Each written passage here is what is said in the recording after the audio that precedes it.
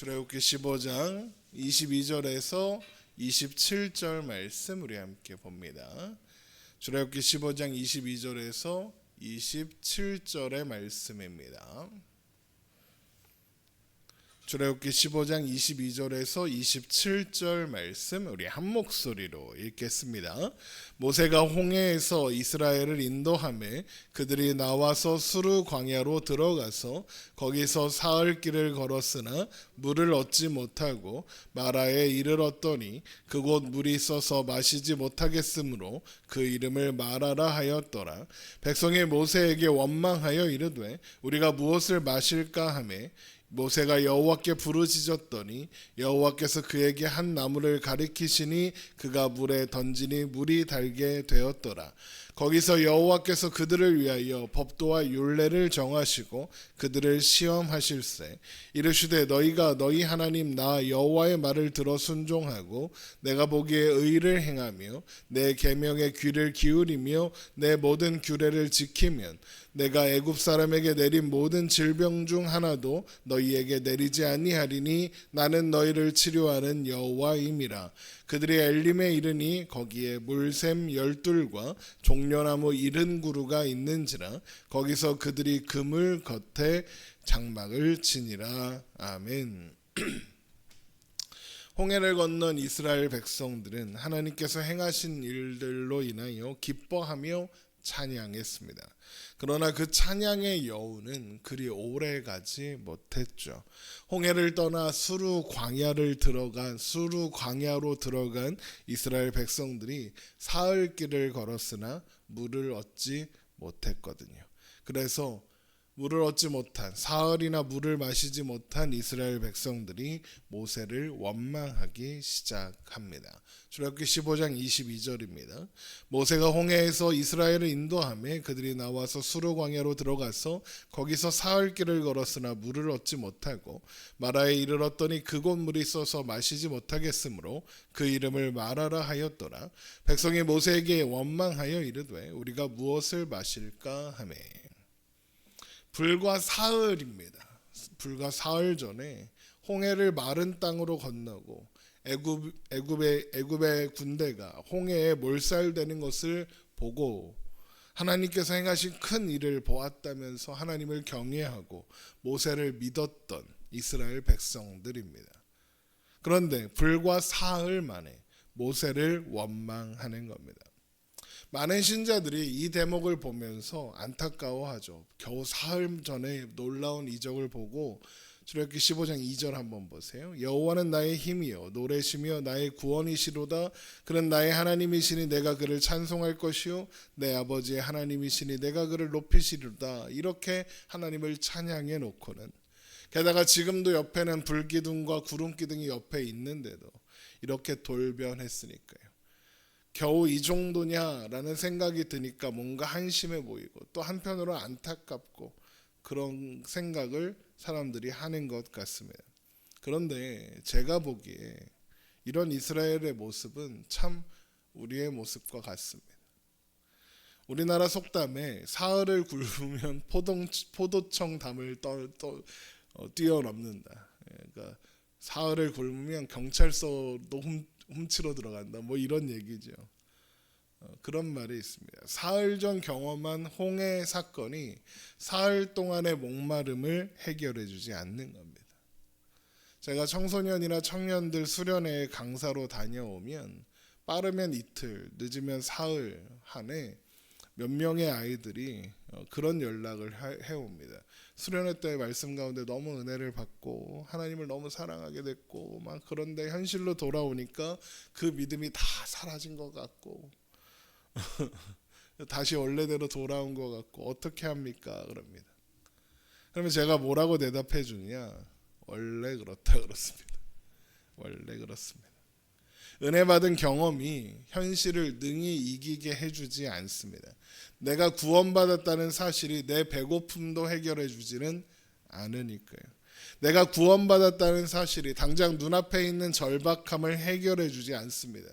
낙심되고 자연스럽게 이게 뭐냐는 원망이 나옵니다. 사흘 전에 홍해를 건넜다고 옆에 불기둥 구름기둥이 옆에 있어도 상관이 없습니다. 거기서 물이 나오지는 않으니까요. 우리도 신앙 여정에서 이럴 때가 있었고 앞으로도 있을 겁니다. 이스라엘이 특별히 어리석고 미련한 게 아니라 사람은 누구나 다 그렇다는 겁니다. 안타깝게 볼 필요가 없고 한심하게 생각할 이유도 없습니다. 그게 우리의 모습입니다.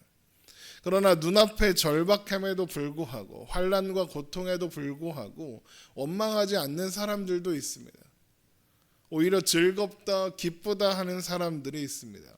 로마서 5장 3절에 다만 이뿐 아니라 우리가 환난 중에도 즐거워하나니 이는 환난은 인내를, 인내는 연단을, 연단은 소망을 이루는 줄 알미로다 라고 합니다. 이상하지 않습니까? 바울은 어떻게 이런 말을 할 수 있는 걸까요? 어떻게 이스라엘 백성들처럼 낙심하고 원망하는 대신 즐겁다 기쁘다 이렇게 말할 수 있는 걸까요? 하나님께서 애굽의 10가지 이적을 행하시고 또 홍해를 건너게 하신 이유가 뭡니까? 하나님을 알라는 것이었습니다. 그러면 하나님의 뭘 알라는 걸까요? 하나님이 이스라엘의 하나님이신 것을 알라는 겁니다. 하나님이 이스라엘을 편드시며 이스라엘과 함께 하시며 이스라엘을 인도하신다는 사실을 알라는 겁니다. 그리고 그걸 아는 사람이 바울처럼 하는 겁니다. 환난 중에도 즐거워할 수 있습니다. 왜요? 하나님은 내 편이니까요. 그러므로 내가 지금 만난 이 환난 속에서도 하나님은 나를 도우실 거다. 하나님이 능히 감당케 하실 거고 내 안에 무언가 만들어내실 거다. 그러니 즐겁다. 환난은 인내를, 인내는 연단을, 연단은 소망을 이룬 테니까 나는 하나님으로 인해서 그렇게 기쁠 수 있다 그런 겁니다. 그러면 이스라엘 백성들은 그걸 몰랐을까요? 네, 그걸 제대로 모르고 있는 겁니다. 그러면 앞에서 하고 있는 찬양이 뭡니까? 그들은 하나님께서 행하신 일들을 보고 하나님이 얼마나 우리를 위하시는가, 하나님이 얼마나 우리 편이신가, 하나님이 우리 하나님이신가가 아니라 하나님이 얼마나 대단한 능력, 큰 능력을 가지고 계신 분인가, 얼마나 대단하신가만 생각했습니다. 우리 출애굽기 14장 31절을 한번 보십시오.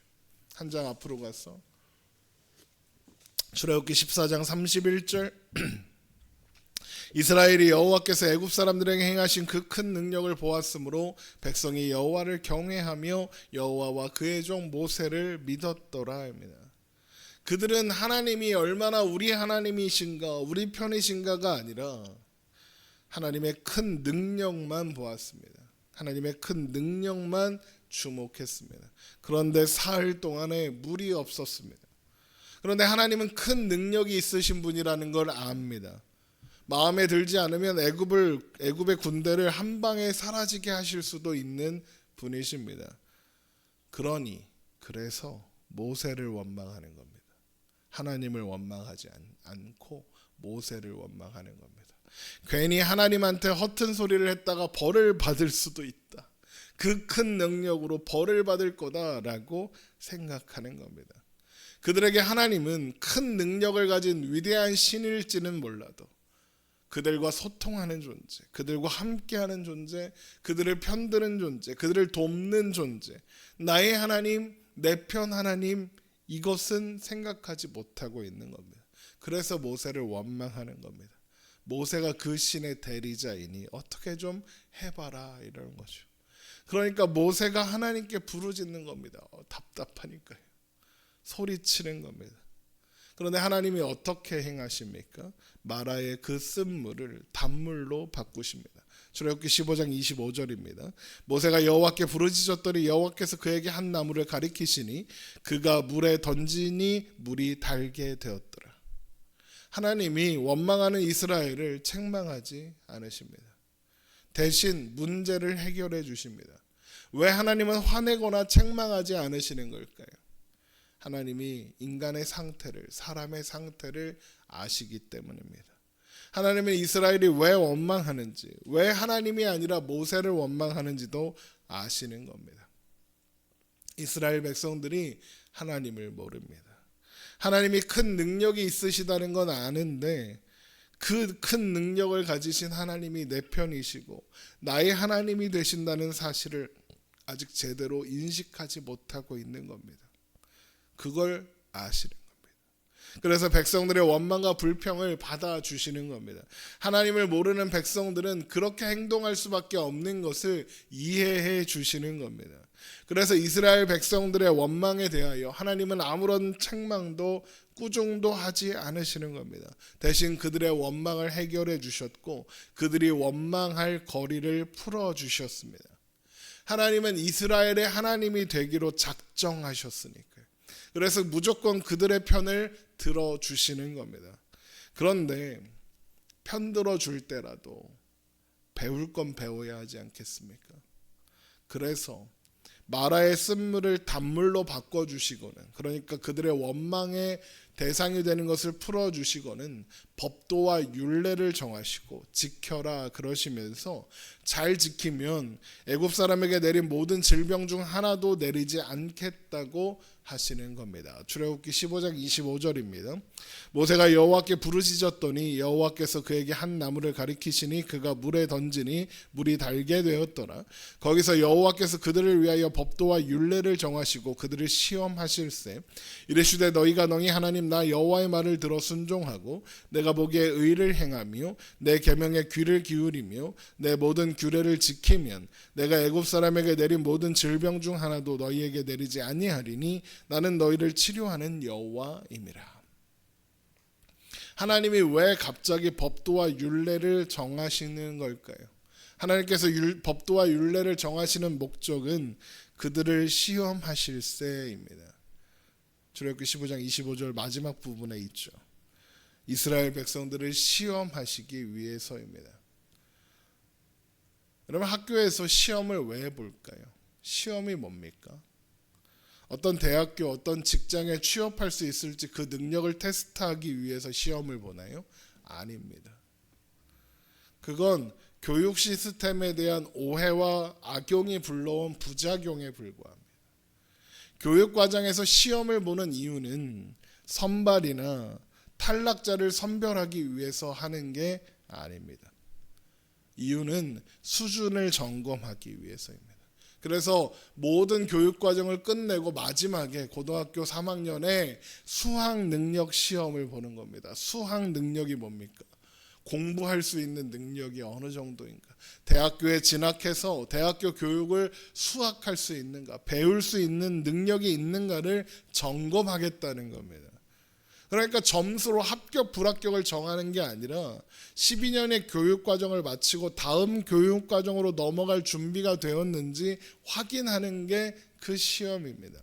학교에서 중간중간 시험을 보는 것도 다 결국에는 그 수준을 확인하기 위해서입니다. 그래서 적절한 성적을 내지 못해도 꼴찌를 해도 퇴학당하지 않습니다. 대신 다음으로 넘어가기 어려우니까 어떻게 합니까? 보충 수업을 합니다. 이거 부족하니까 이거 공부해라 합니다. 추가 교육을 해서라도 다음으로 넘어갈 수 있도록 돕는 겁니다. 마찬가지로 하나님은 합격, 불합격을 정하기 위해서 이스라엘 백성들의 법도와 율례를 주신 게 아니라 교육하시겠다는 겁니다. 수준을 스스로 알고 하나님께 배우게 하겠다는 겁니다. 수준을 점검해서 그 수준에 이르도록 만들겠다는 겁니다. 그리고 그 시험의 시작이 법도와 율례를 지켜봐라 인 겁니다. 이스라엘 백성들도 바보가 아닙니다. 애굽에서 10가지 이적을 보았고 홍해를 마른 땅으로 건넜습니다. 하나님이 얼마나 대단한 능력이 있는 분이신지 알고 있습니다. 그런데 물이 없습니다. 그래서 원망한 거죠. 그런데 하나님 눈치가 보이니까 모세를 원망했다 했습니다. 그런데 모세도 하나님의 대리자인 것을 모르지 않습니다. 그러니 원망하면서 뭐라고 핑계댑니까? 우리가 고난이 찾아왔을 때 뭐라고 핑계댑니까? 이 고난만 해결되면, 이 고난만 없었으면 내가 하나님 잘 섬길 수 있는데, 물만 있으면 우리가 이렇게 안 왔을 텐데, 내가 이 문제만 없었으면 하나님 원망하지 않았을 텐데, 이런 원망 같은 거 안 하고 하나님 잘 믿을 수 있는데 라고 합니다. 이스라엘 백성들도 똑같았을 겁니다. 그런데 이 말을 뒤집으면 무슨 말입니까? 자기들이 뭘 하면 물을 얻어낼 수 있다. 하나님의 호의를 얻어내야 하고 그렇게 할 실력이 우리 안에 있다. 다만 물이 없어서 못하는 거다라고 하는 거죠. 그래서 하나님이 법도와 율례를 주시고 해보라고 하는 겁니다. 할 수 있다고 했으니까요. 그런데 어떻게 되겠습니까? 법도와 율법을 잘 지킬 수 있었을까요? 우리는 그 결과를 다 알고 있습니다. 계속 원망하고 불평합니다. 법도와 율례를 지키지 않습니다. 못합니다. 그렇게 배워야 하는 겁니다. 나는 할 수 없다. 나는 자격이 없다. 내가 조건을 갖추어 하나님께 무언가 받아낼 방법이 없다. 이 사실을 배우는 겁니다. 자기 수준을 확인하는 겁니다. 나는 하나님 없으면 안 되는 존재구나 라는 것을 배우는 겁니다. 학생이 시험을 보고 자기가 공부를 못하는 줄 알아. 공부 열심히 해야겠구나를 깨달아야 하는 것처럼 내가 조건을 갖추어 하나님께 무언가 받아낼 수 없다는 걸 알아야 하는 겁니다. 그리고 나서 알아야 하는 겁니다. 그럼에도 불구하고 내가 하나님께 먼저 드려서 무언가 받아낼 수 없음에도 불구하고 하나님이 내 편이 되신다. 하나님의 은혜로 그렇게 하신다. 나는 그 은혜 앞에서 하나님을 찬양하는 것 외에 할 수 있는 일이 없다. 하나님의 은혜가 필요한 사람이다. 이것을 배워야 하는 겁니다.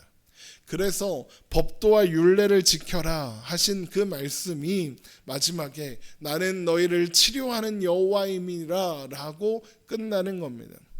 이 말씀은 단순히 병에 걸리지 않게 해주겠다, 고쳐주겠다는 의미가 아닙니다.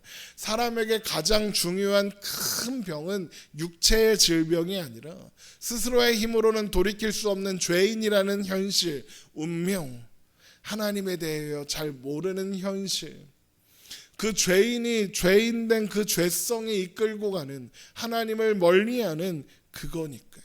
그래서 하나님은 내가 너희를 치료하겠다 하시는 겁니다.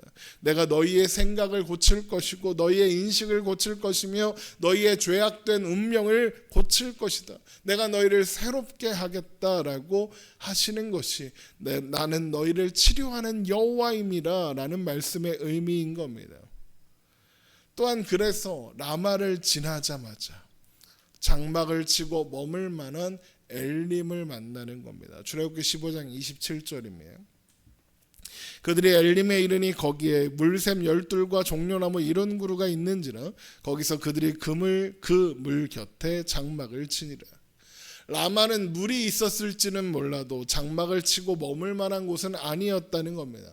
그런데 마라에서 하나님을 원망한 그날 이스라엘 백성들이 엘림에 도착해서 장막을 쳤습니다. 샘이 12개나 있어서 물이 풍족했고 종려나무 70그루가 있어서 쉴 만한 그늘도 있었습니다.